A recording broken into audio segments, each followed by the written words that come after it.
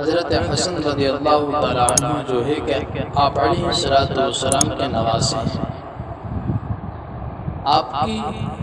7 سال کی عمر تھی اور اس عمر کے اندر آپ کا علمی مشغلہ جو تھا بڑا نرالا تھا۔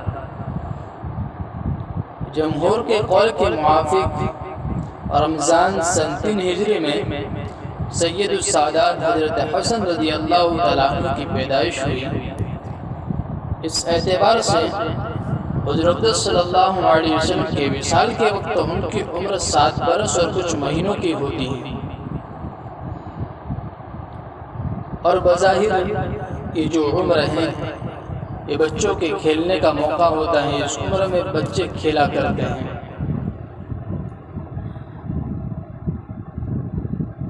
اور یہ جو عمر ہے جس میں کوئی علمی کمال حاصل کیا جا سکتا ہو ایسا نہیں ہے، لیکن ان تمام باتوں کے باوجود حضرت حسن رضی اللہ تعالیٰ عنہ سے حدیث کی کئی روایتیں نقل کی جاتی ہیں۔ ابو الحورا رحمۃ اللہ علیہ ایک شخص گزرے ہیں، انہوں نے حضرت حسن رضی اللہ تعالیٰ عنہ سے ایک مرتبہ پوچھا کہ تمہیں اپنے نانا کی کوئی بات یاد ہے؟ انہوں نے فرمایا جی ہاں، میں اپنے نانا کے ساتھ ایک مرتبہ جا رہا تھا، راستے میں صدقے کی کھجوروں کا ایک ڈھیر لگ رہا تھا، اور اس ڈھیر میں سے میں نے ایک کھجور اٹھا کر اپنے منہ میں رکھ لی۔ حضور اقدس صلی اللہ علیہ وسلم نے کخ کخ یعنی ہاں ہاں فرمایا اور میرے منہ سے نکال دی، اور یہ ارشاد فرمایا کہ ہم صدقے کا مال نہیں کھاتے ہیں۔ اور حضرت حسن رضی اللہ تعالیٰ فرماتے ہیں کہ میں نے اپنے نانا سے 5 نمازیں سیکھی ہیں، سمجھی ہیں، اور آگے چل کر حضرت حسن رضی اللہ تعالیٰ فرماتے ہیں کہ مجھے وطر میں پڑھنے کے لیے میرے نانا نے یہ دعا بتلائی تھی، اللہم اہدنی فی من ہدیت وعافنی فی من عافیت وتولنی فی من تولیت وبارک لی فی ما اعطیت وقنی شر ما قضیت فإنک تقضی ولا یقضى علیک انہ لا یضل من والیت تبارک ربنا وتعالیت۔ کیا بہترین ترجمہ ہے اس دعا کا،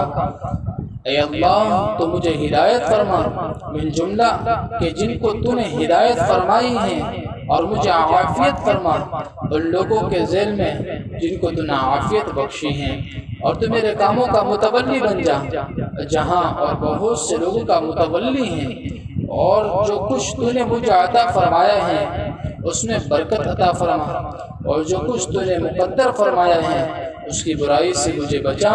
کہ تو جو چاہے تے فرما سکتا ہے، تیرے خلاف کوئی شخص کچھ فیصلہ بھی نہیں کر سکتا،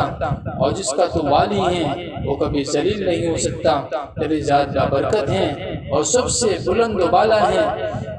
حضرت حسن رضی اللہ تعالیٰ فرماتے ہیں کہ میں نے حضور صلی اللہ علیہ وسلم سے سنا ہے کہ جو شخص صبح کی نماز کے بعد طلوع آفتاب تک یعنی کہ سورج کے نکلنے کا جو وقت ہے وہاں تک